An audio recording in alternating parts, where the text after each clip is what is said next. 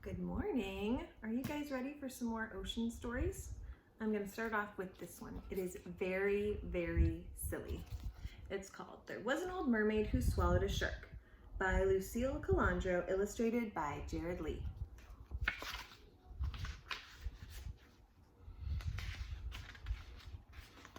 Here's these kids. It says, a shark, a mermaid. There was an old mermaid who swallowed a shark. I don't know why she swallowed the shark, but it left no mark. That great white shark left no mark. How can that be? At 15 feet long and 5,000 pounds, beats me. He's really big. There was an old mermaid who swallowed a squid. That's what she did. She swallowed a squid. She swallowed the squid to float with the shark. I don't know why she swallowed the shark, but it left no mark. Did the squid swim really fast? It propelled itself with a mighty jet blast. See, they shoot water out and go real fast. There was an old mermaid who swallowed a fish, a tropical fish. That was her wish. She swallowed the fish to dance with the squid. She swallowed the squid to float with the shark. I don't know why she swallowed the shark, but it left no mark. Silly looking shark. Sharks have rows and rows of teeth. Does that mean they chew and chomp what they eat? Nope, we swallow it whole. Now that's a feat. That was in our shark book from the other video. They don't chew their food, they just swallow it. There was an old mermaid who swallowed an eel. She let out a squeal when she swallowed that eel. She swallowed the eel to brighten the fish. She swallowed the fish to dance with the squid. She swallowed the squid to float with the shark. I don't know why she swallowed the shark, but it left no mark. So why did the eel look so bright? Its body creates fluorescent light. That means it glows in the dark. See, they're kind of glowing. There was an old mermaid who swallowed a crab. It was tough to grab, but she swallowed that crab. She swallowed the crab to tickle the eel. She swallowed the eel to brighten the fish. She swallowed the fish to dance with the squid. She swallowed the squid to float with the shark. I don't know why she swallowed the shark, but it left no mark. Did the crab lose its claw when it was snared? No need to worry, it can grow a spare. So see how this guy only has one claw, he lost one. But that's okay, because if a crab loses his claw, he can grow a new one. Pretty cool. There was an old mermaid who swallowed a sea star. She didn't swim far to swallow that star. She swallowed the sea star to play with the crab. She swallowed the crab to tickle the eel. She swallowed the eel to brighten the fish. She swallowed the fish to dance with the squid. She swallowed the squid to float with the shark. I don't know why she swallowed the shark, but it left no mark. Why didn't the sea star swim away without a brain? It's hard to say.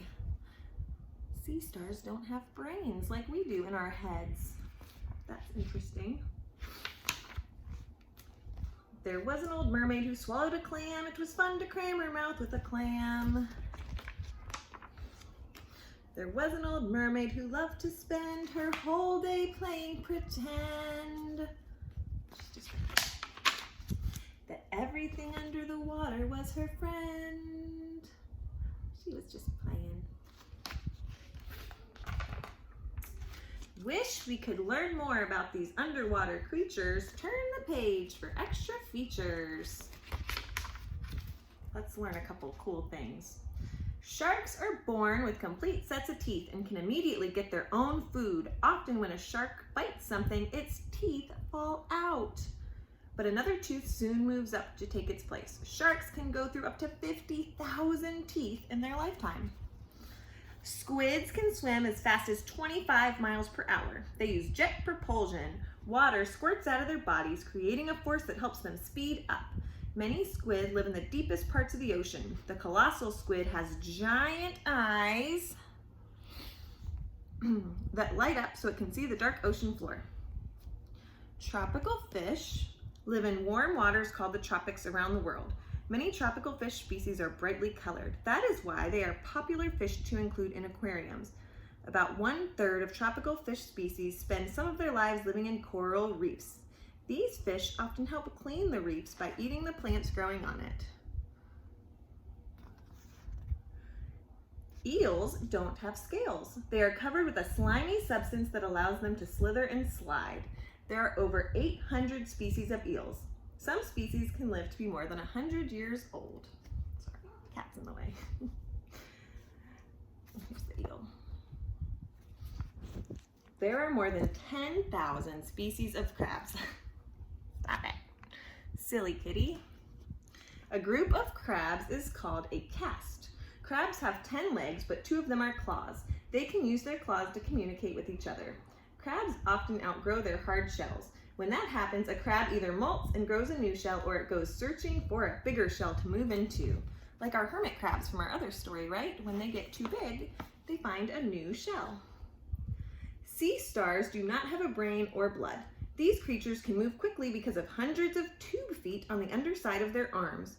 Sea stars usually have 5 arms that help them skim across tide pools, but some species can have up to 40 arms. If one of a sea star's arms is injured, it grows a new one to take its place. Clams have no eyes, ears, or noses, so they cannot see, hear, or smell. In order to protect themselves, they burrow deep in the sand in a group called a bed. There are more than 15,000 different species of clams. Some clams are small, but others can grow to be more than 500 pounds. That's a very big clam. And some species can live up to 40 years.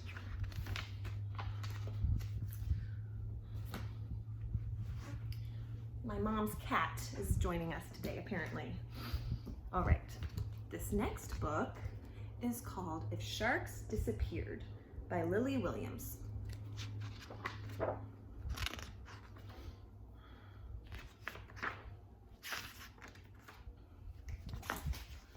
This is a healthy ocean. It's a balanced environment where many different animals and plants thrive. The ocean is home to a lot of creatures, big, small, slimy, cute, and scary. It's got big mouths, big teeth, huh? Sharks have helped keep our ocean balanced for over 450 million years. That means they lived back when there were dinosaurs, and even before there were dinosaurs. Over that time, they evolved into more than 400 different species that exist today. Sharks are apex predators, which means they are at the top of the food chain in their ecosystem, the ocean. Losing an apex predator species can cause devastating effects on the environment. So their food chain, the shark eats the seals and they eat the big fish, and the big fish eat the little fish, and the little fish eat the shrimp, and the shrimp eat the krill. That's how our food chain works. Today, roughly between 1/4 and 1/3 of shark species are vulnerable to extinction because of overfishing. That means if they keep catching too many of them when they're fishing, those sharks could be gone forever. What could happen if this continues and sharks disappear altogether? If sharks disappeared, the ocean would no longer be balanced. Although different species have different diets, most sharks typically eat sick, slow, or weak prey, leaving healthy animals to reproduce. If sharks disappeared, the populations of seals, sea lions, and other pinnipeds would potentially explode. At higher populations, they would eat more and more fish. And eventually, Once there weren't any fish left, they'd starve and die out as well. So there'd be too many pinnipeds, that's seals and sea lions, and then they'd eat all of the fish and there'd be no more fish. So if fish and pinnipeds disappeared, plankton, which is what many fish that are lower on the food chain eat, could quickly grow out of control. That could make the ocean a thick sludge. Nothing could survive in this water. Yuck, look at that. If the ocean became unlivable, many species of land animals that rely on ocean for food, such as seabirds and polar bears, could starve and die out. Now it's hurting our land animals. The loss of these animals could cause still more species farther inland to die out. This pattern of cause and effect, called a trophic cascade, could spread like a wave across countries and continents until animals all around the globe were affected, from bees to birds to bears, and eventually to us. We don't want to live in a world with no animals and that wouldn't be fun. All species depend on one another to survive by keeping our planet's ecosystems in balance. And luckily today, sharks still exist.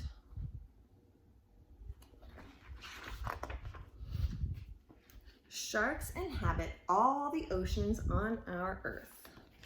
Look at that. So here's our land, right? And all of this is ocean. And sharks live in all those places.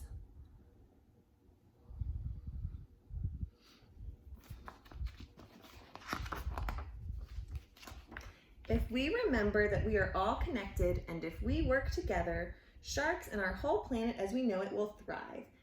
And maybe we'll see that what once seemed so scary isn't so scary after all. The end. All right, we have one more.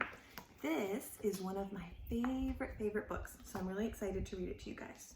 It's called The Snail and the Whale by Julia Donaldson, illustrated by Axel Scheffler.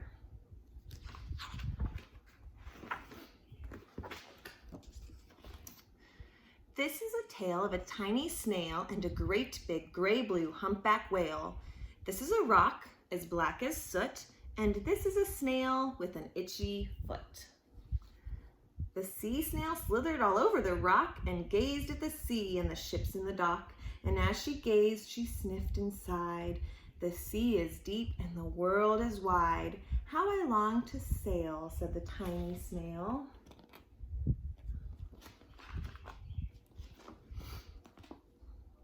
These are the other snails in the flock who all stuck tight to the smooth black rock and said to the snail with the itchy foot, "Be quiet, don't wriggle, sit still, stay put."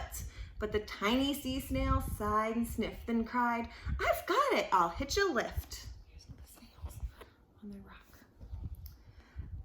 This is the trail of the tiny snail, a silvery trail that looped and curled and said, "Lift wanted around the world." He wrote a message in his snail slime.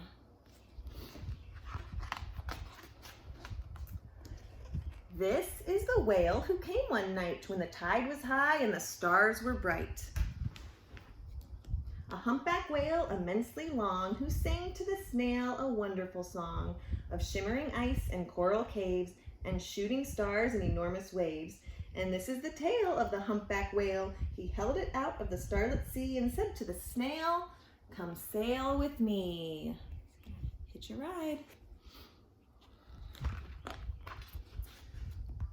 This is the sea so wild and free that carried the whale and the snail on his tail to towering icebergs and far-off lands. With fiery mountains and golden sands. There's a volcano.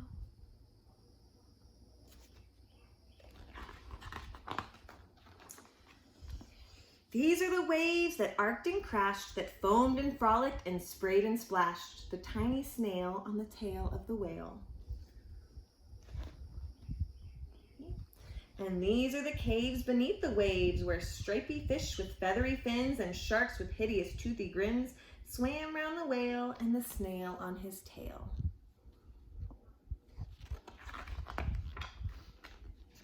This is the sky so vast and high, sometimes sunny and blue and warm, sometimes filled with a thunderstorm, with zigzag lightning flashing and frightening the tiny snail on the tail of the whale. There he is, right there.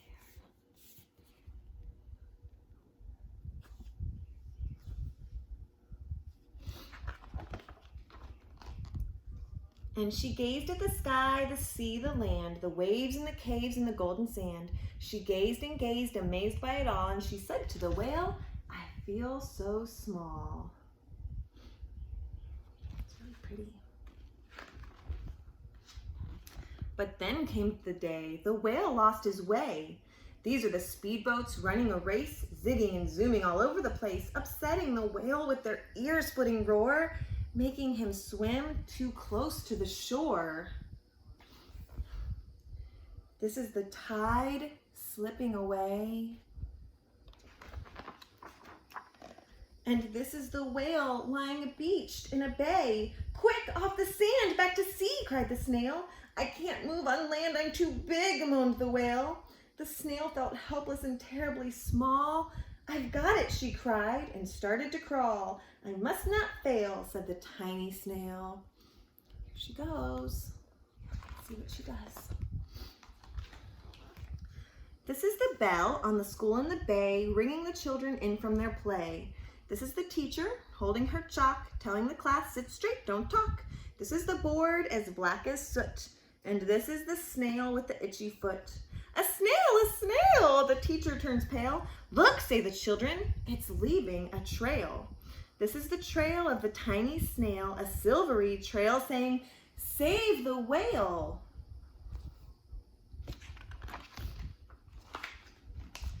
These are the children running from school, fetching the firemen, digging a pool, squirting and spraying to keep the whale cool. Aw, look at everybody helping the whale. So nice. This is the tide coming into the bay, and these are the villagers shouting, "Hooray!" as the whale and the snail travel safely away. There they go. And the snail's back on his tail. Back to the dock and the flock on the rock, who said, "How time's flown, and haven't you grown?" And the whale and the snail told their wonderful tale of shimmering ice and coral caves and shooting stars and enormous waves, and of how the snail, so small and frail, with her looping, curling, silvery trail, saved the life of the humpback whale. Then the humpback whale held out his tail, and on crawled snail after snail after snail. Look at them all getting on there. And they sang to the sea as they all set sail on the tail of the gray-blue humpback whale. Look at all of them. They're all going on an adventure now. The end. All right, you guys. I hope you liked those stories. I'll read some more soon.